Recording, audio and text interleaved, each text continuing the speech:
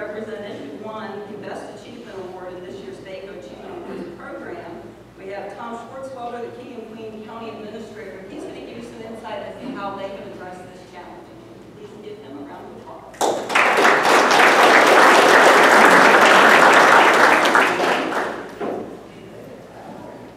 Thank you all for having me. I apologize that I'm not Secretary Jackson. She's definitely much more knowledgeable and more interesting than I am. And I'll also note that winning worse than going last is going first on any agenda, but Mr. Miller is still functional, so that's a good start for the conference. I'm here to talk to you a little bit about rural broadband or rural internet, because we have to be careful in the way that we throw the term broadband around now with the new sort of federal designation that it should be a gig. Virtually no one, including many of your wire providers, are providing a gig. But I usually like to start off talking about this issue by actually giving you all some questions, because then you can ask questions and I'll do my best to answer them. I would like to be as informal as possible. Just stop me anytime, and I'll try to see if I can help you with a specific issue for you. I do want to point out, though, before we begin, that this isn't only a sort of defined rural problem.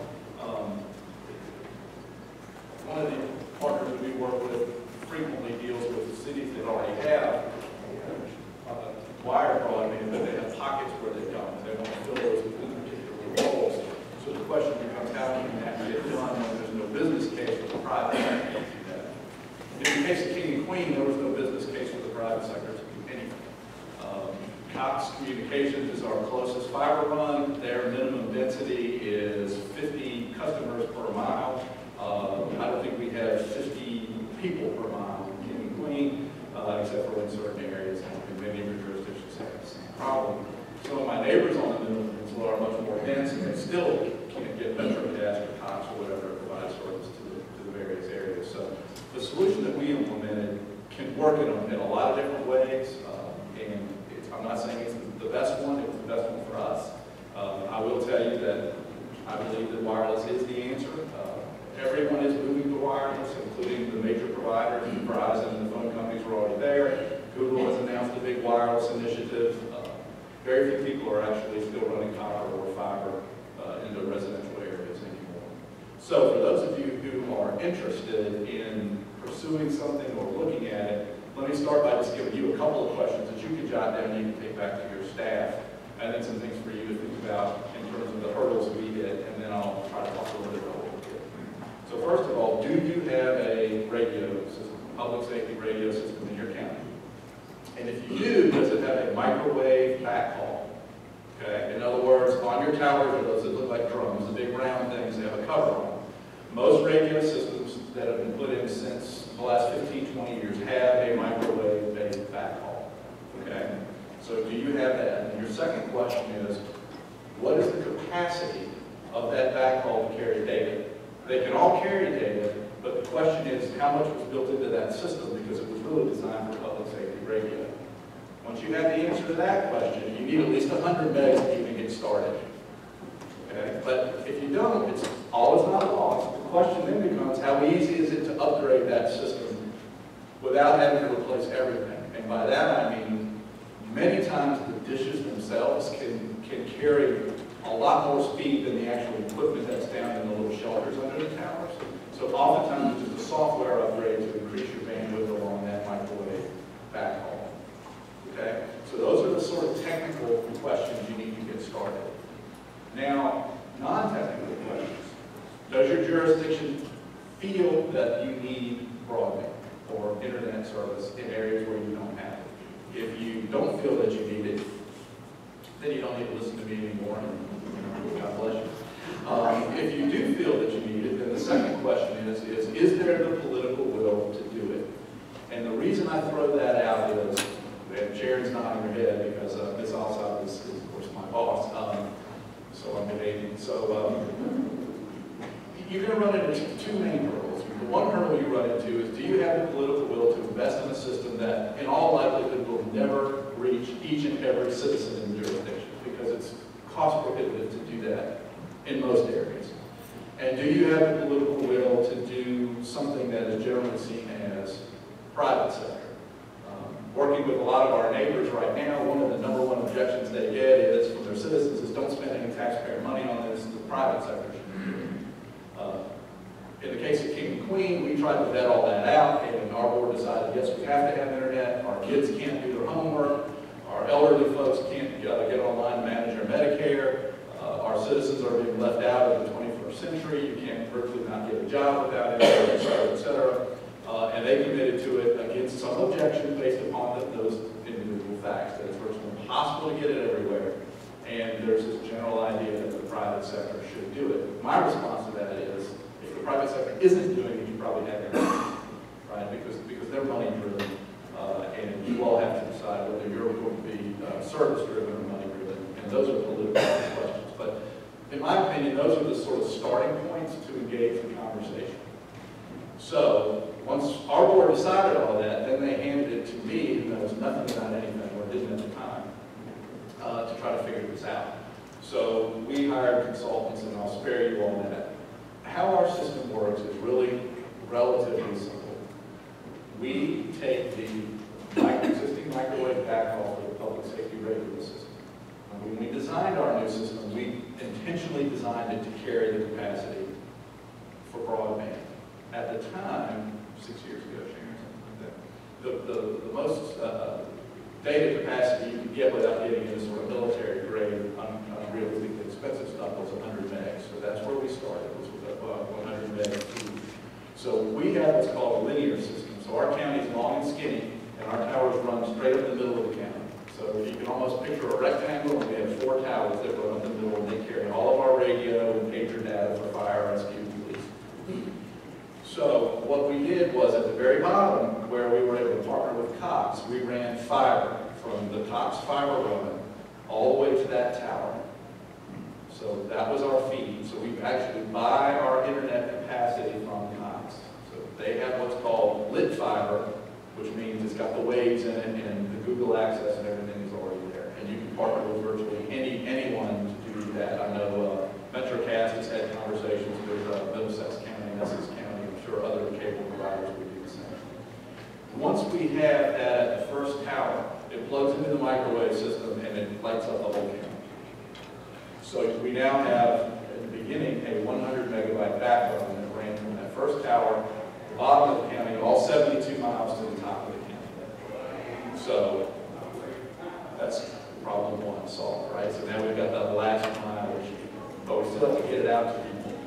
So the second issue becomes, how do you broadcast off of that backbone? So what you do is, there are many products. We use a Motorola product called Ubiquity for most of our broadcasts, but it's basically what cell companies use. They look like large shoeboxes that now are on each tower.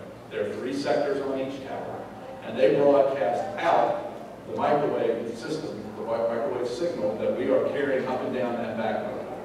Right? So you've got to keep in mind you've got your backbone and you've got your broadcast. Now you can add additional broadcast sites to fill in holes, which is what we have begun to do. We have added 2 in the last 2 years to fill in larger pockets that didn't have coverage off of those main towers. The downside is you can only get a good broadcast strength of 5 to sometimes 7 miles around each one of these broadcast sites. While your public safety radio, because it's a different license and different bandwidth, can carry 20, 30 miles, your data signals only going to carry 5 to 7. So you really need to look at where those towers are located vis-a-vis where your population densities are that you're trying to reach out to. But once you establish that, you can build each tower out. It's relatively inexpensive. And when I say relatively inexpensive, it's somewhere around $90,000 to $100,000 to build out the broadcast equipment on each tower.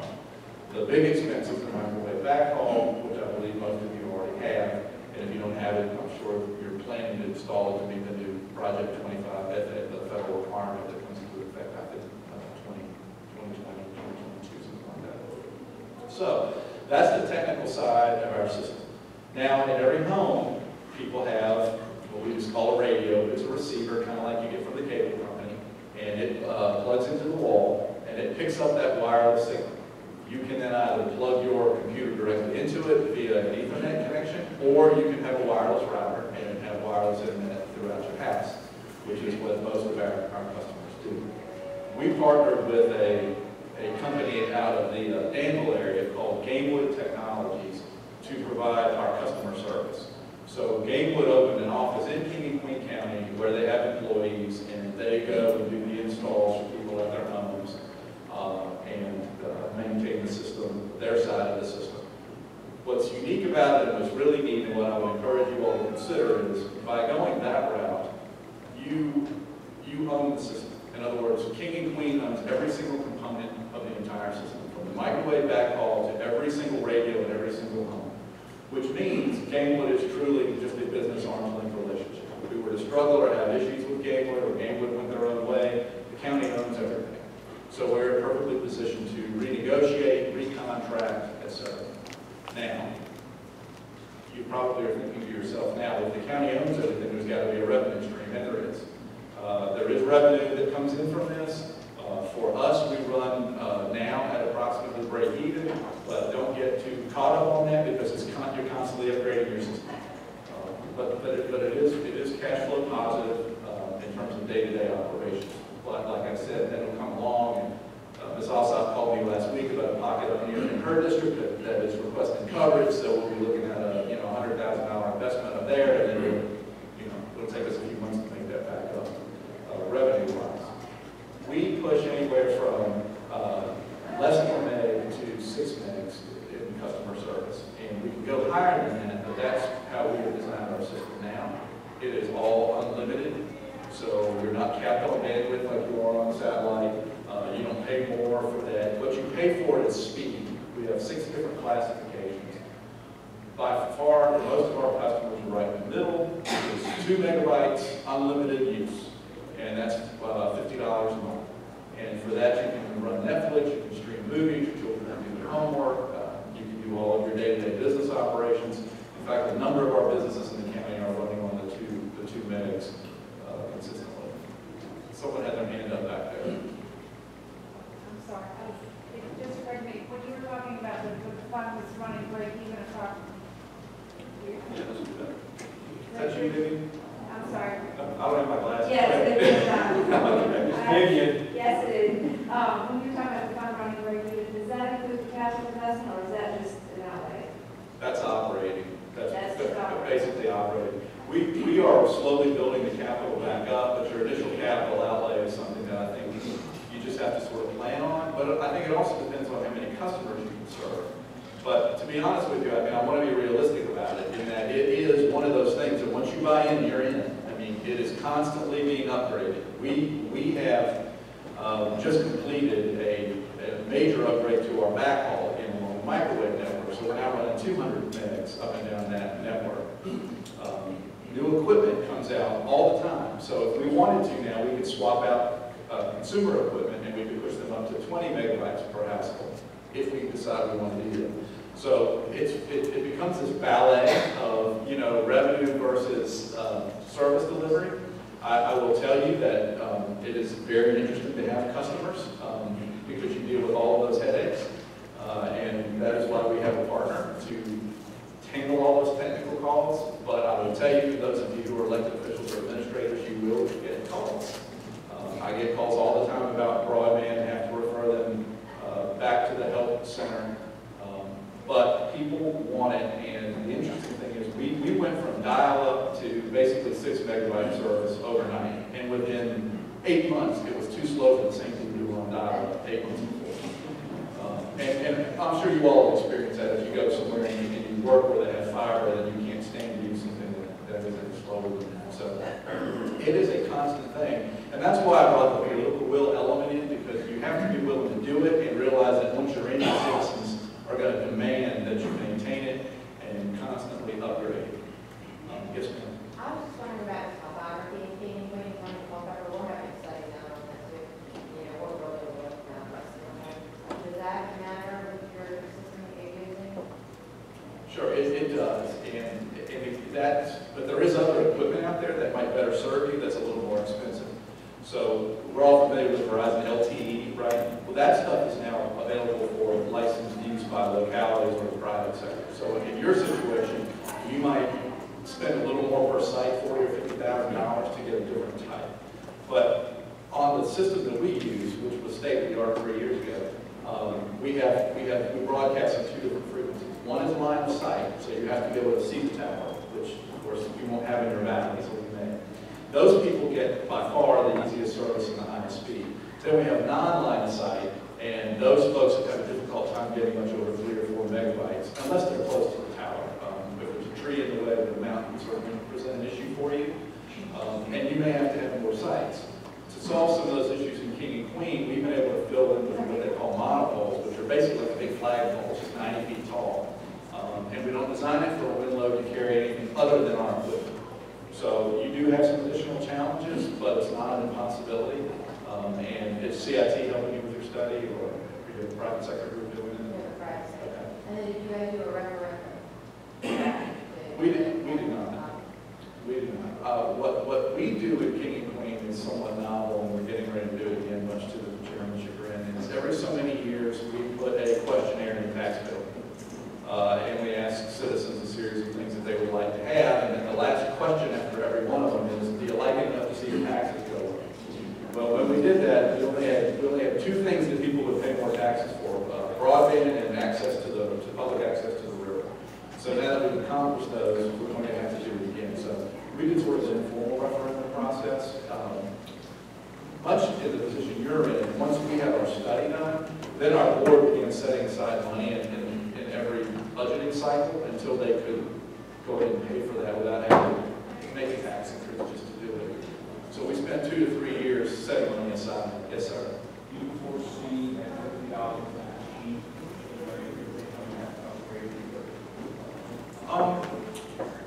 From a business perspective, no.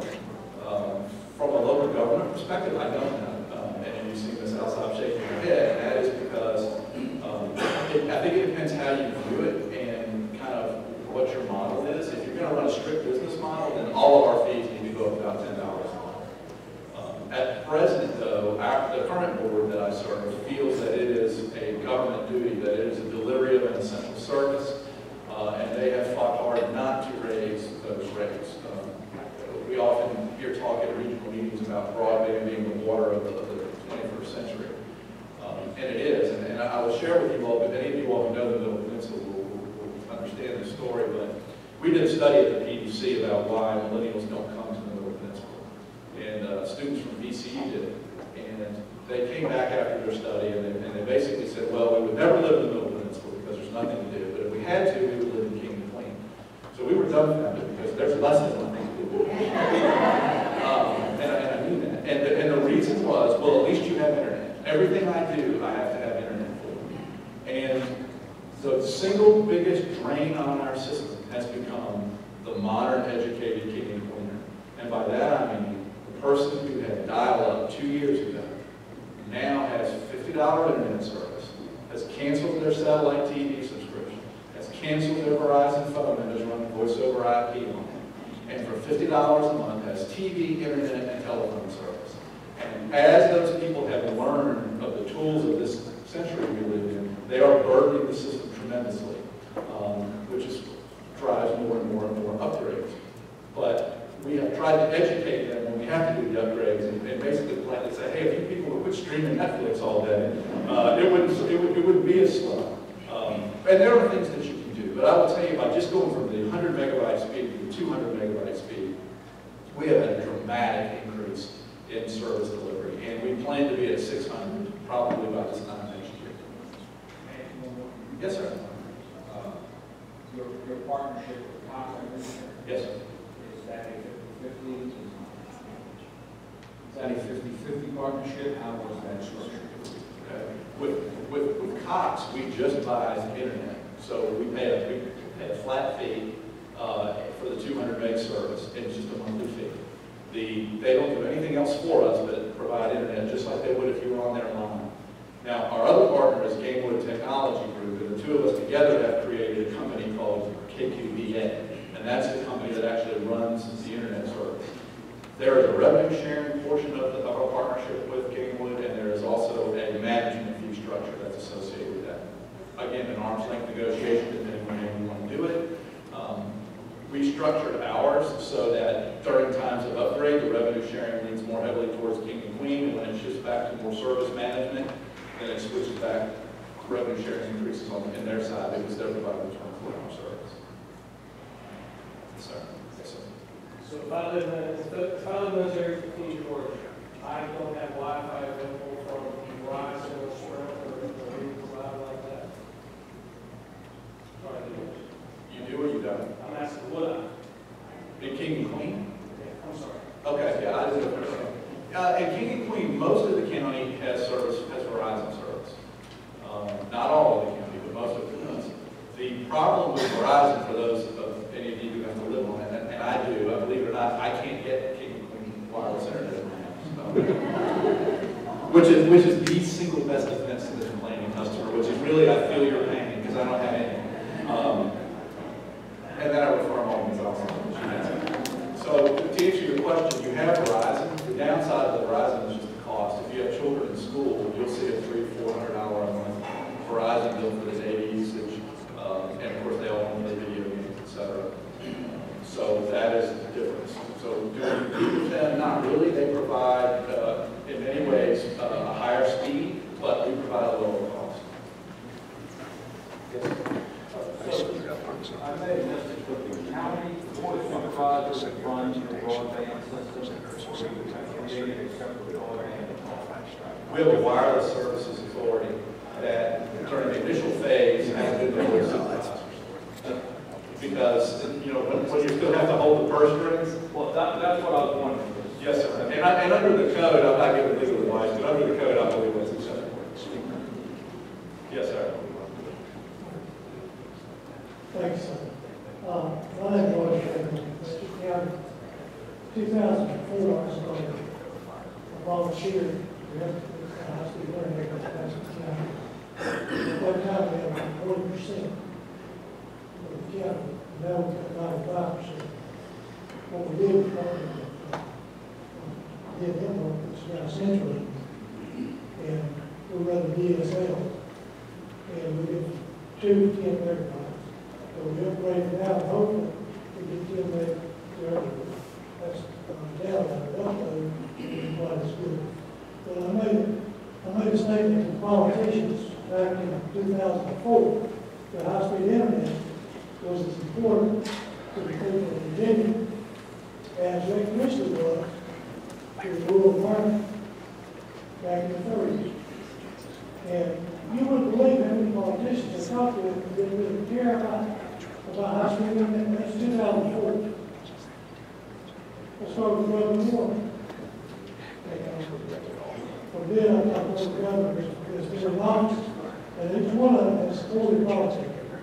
I thank everyone for their contribution to the networks. So, and the question I got for you is the microwave. You're saying we're going to get the microwave, is that back on? It is the backhaul. Okay, so you're coming in on fiber? Yes, sir. We're loading the microwave backhaul with fiber. Okay, so the towers stop the microwave, right? I'm sorry. The towers transmit to the microwave. Yes, correct. Each tower has a full microwave array. Okay. I never thought about that aspect. But we do have a microwave Right. down there. Well, if you're running DSL, which is awesome, I mean, I congratulate you. You know how expensive it is to put that copper in the ground. And you know the challenges when you're very rural because you have a lot of spaces between customers. And that's where wireless can fall in a jurisdiction that even has some fiber or some copper in the ground. Is it's a much less expensive way to fill in those holes. You don't have the easements issues, the potentially any takings issues, or the cost of running and maintaining anything in the ground. Thanks, sir. I appreciate it. Yes, sir. Yes, sir. Building penetration issues. Yeah, building penetration issues. In a building like this, it's a lot of concrete, stairs, microwave. We have no building penetration issues, and the reason is because the receiving equipment is all mounted externally. So you have to remember again, the microwave is just the backhaul. Nobody is pulling the service directly off that microwave, right? Those towers are broadcasting a radio signal, correct? So what you have is, if you're line of sight, you have a little tiny round flat dish about 8 inches across, mounted on your roof or a window or a chimney or a tree, whatever you need. some people have poles in their yard or whatever. And then they have this thing that we call a ray gun. That's a non-line sight, and it's this huge thing with spikes all over it. And it's pretty wild, but that's how we get around the building issue. On follow-up to that, what kind of redundancy do you have that keeps the system up, power outs, and this? That's a great question, and I have two comments on that, so I'll bifurcate it. First of all, how we do it, and this is why I'm pushing you back toward your public safety system. Your public safety microwave should all be, if you have a microwave, if you have a Motorola Harris or a Tate equipment, it's all going to be triple redundant, right? Because it can't fail in an emergency. You have to have that radio traffic. So you already have multiple radios in your shelter, you should. You should already have generator backup in your shelters. And your system should be able to broadcast non-simulcast in case of an emergency. So the worst case scenario in our system would be to lose an entire tower site. At that point, we would redistribute signal. People would still have internet, but they would have less of it, right? Because we've lost the hop. That said, we have, remember I told you, the linear systems, right? It's a rectangle. That's the worst engineering design you can have for any kind of radio traffic. You really want a circle. King and Queen can't have a circle because of our geography and topography. We are working very closely with one of our neighbors, actually two of our neighbors on each side of us right now, Essex and King William, if any of those are here, to build that circle out as part of the public safety radio upgrade, which would greatly benefit us. What you really want in a perfect scenario, if you can do it for a network like this, is you want two separate feeds from two separate companies. So, for example, our project with Essex, we have Cox, they have MetroCast. If you have a circle and you have those feeds coming in, the circle will reverse itself. So if Cox goes down, the MetroCast system will feed the whole ring. Now, that's less. You may drop from 2 megs to 3/4 of a meg, but at least you can function until that network is back up. So if you have the option to do a ring, you should. Now, most counties on their public safety system have some sort of ring, but King and Queen has the problem of being 72 miles long and 17 miles wide. It's really hard to make a ring in 17 miles and get to the top. So you may already have that problem solved. Yes, they have. The schools in King and Queen were all on T1 and they had T4 at the high school. We have put all of our schools on 25 megabyte direct service off the link. It is all reimbursable. So it has been a very, in other words, the school now reimburses the county for the microwave service with their state reimbursement. For us, it's not the 100 megs they would like, but we'll get there. But they've gone from 4 to 25, and they're now able to do live testing, et cetera, et cetera. So it's been huge for them. It's enabled them to have a lot more robust Wi-Fi in the buildings, which in today's educational environment is much more important. If any of you have iPad programs, it doesn't really, the days of sitting down in a computer lab are just old. I mean, most schools now, they have, you got to be able to pick up your device wherever you are and function. And if you have an iPad program, you need at least 20 megs in your school to drive that program because you've got to bifurcate that out, right? So the schools have, and Sharon can talk about this, they're thrilled because in essence, it doesn't cost them much. Because, you know what I mean, the money, we're swapping hands, we're budgeting for it and they're giving it back. So it's worked out well. I think that you would find your schools to be willing partners if they don't already participate in something like that. So increased tower sites, you get more tower sites, you can actually speed up service, is that correct? Make it speed better. The increase in towers is more driven to coverage than it is to speed, right? It's your speed. I can buy up to a gigabyte of service on the existing fiber I have for the cost. So you all know a gigabyte is like insanely fast, no problem. Right now we're only buying 200 megabytes. We will increase that if Sharon's nodding her head yes. So I have one vote to go to 600 megs shortly. And we have a gentleman from Essex here. You all need to pat him on the shoulder and say, close your deal with King and Queen. Let's build this wireless ring. But that then drives the speed. You place sites kind of where you want coverage, and you can choose the speed of those sites, and that gets into your dollars and cents. So it's really hard to go through every scenario. But to give you an example, we need to hit a little area of King and Queen called Washington, which is sort of a little village. And there were about 50 customers there.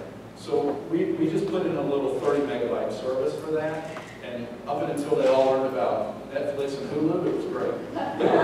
And you know, now they've all done what I told you, which is they have voice over IP phones, et cetera, et cetera. So we're having to upgrade that.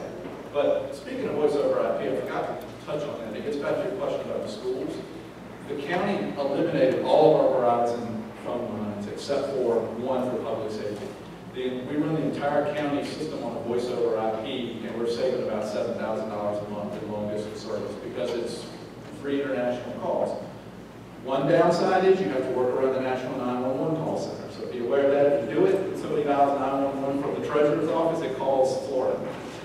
So you got to have that preparation. But the voice over IP is fantastic, and it's a huge, huge money saver. So when we get back to Vivian's question about, you know, when does it break even and how does it depends how you look at it, right? If I pull in that money, the $70,000 we were giving the schools that was going to somebody else that is now coming back to the county, and I take $7,000 a month in telephone cost savings, if I plug all that into my model, which I'm not, but I'm telling you, we can run it at about break even, then I would argue that it is operating in black, right? And those are true savings. But that depends on how many Tea Party folks you have to argue with about what is a cost saving and what isn't, and what's an expenditure and what isn't. But we view all those as some of the positive benefits of it. We also run the county government straight off the backbone. So the county government runs at 200 megabytes now. So if you have online GIS, online treasurers, taxes, all that, it becomes actually functional. You have the ability to section that out, so we have a priority on the first 100 megs at the courthouse in the event of an emergency, and then 100 megs through the network. So there's lots and lots of things you can do. Yes, ma'am. How much pushback did you get from the big names, Verizon, Sprint, AT&T? I say that because a couple of years ago, Northern Neck, broadband, Wi-Fi, whatever it was, Wireless. basically going to do something similar throughout the 5 counties of the Northern Neck.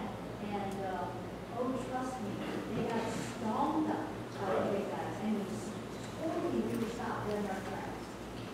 Yeah, and I don't really understand how that happened. I mean, I will tell you that the Northern Net Wireless model was not very robust. But in our case, yeah, it was something, right? Yeah. We had zero pushback from anybody. And part of it, I think, is how you handle it. In other words, we reached out to everybody up front and said, are you going to ever increase service in King and Queen? We need more service. And as we compiled the response of no, we just moved ahead. But I will tell you that, and I'm going to leave some articles that I have. I'll get them to Bo or somebody, the web addresses. But Minnesota is going through the same thing now. And basically, their counties are starting to do just what we do, build out these small wireless systems. Because the bottom line is the big guys don't care about the small counties much anymore. They've decided they're not going to invest in it. And if you're Verizon driven, the problem you may have with Verizon is how many of you are basically relying on Verizon for cell coverage, okay? All right. Do you remember when they went to 4G and all of a sudden you had better speed but less coverage? Well, the next upgrade that comes out this year is, in essence, if any of you are radio people, it's narrowbanding the radio signal. Every time you narrowband, you lose 20%, 15 to 20% of your footprint. So those of us like King and Queen are going to lose 15 to 20% of our Verizon coverage. So we didn't get any real pushback. Part of it could be that Cox was involved in the beginning, because you have to buy it from somewhere, right? You get, even Northern Net Wireless buys it from somebody. And Skip at Cox has been able to, everybody wants to be there. She's giving me this thing out there. Too many years of practicing law, I can't shut up to the judge. Cox goes to the General Assembly every year and announces that they support rural broadband. And when you ask them how, they say, well, because we partner with King and Queen. Well, right, so they're selling a service. So it's been a win for them, because they get to say, we support rural broadband in areas that there's not a business model for us. But yeah, Verizon and Sprint, they didn't care.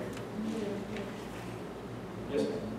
How do you handle power outage? Because without that power going to the phone copper line, in our areas where we lose power for days and days and days, we kind of go about that year. It sounds like we have zero. Well, our network never goes down because it's all generated, backup generator. But at your home, if you lose power and you don't have a generator, then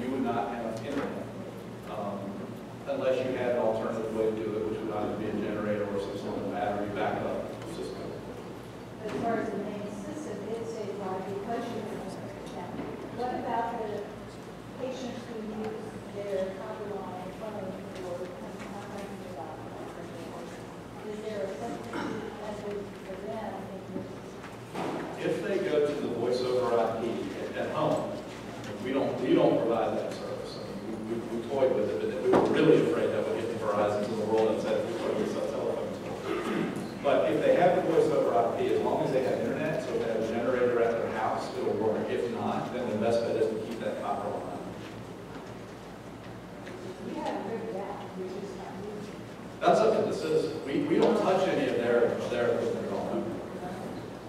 We keep you up there a while. You're gonna be here the rest of the day, right? Jack, can we go to your room? Jack's having a party in his room, so I'm sure he'll be happy.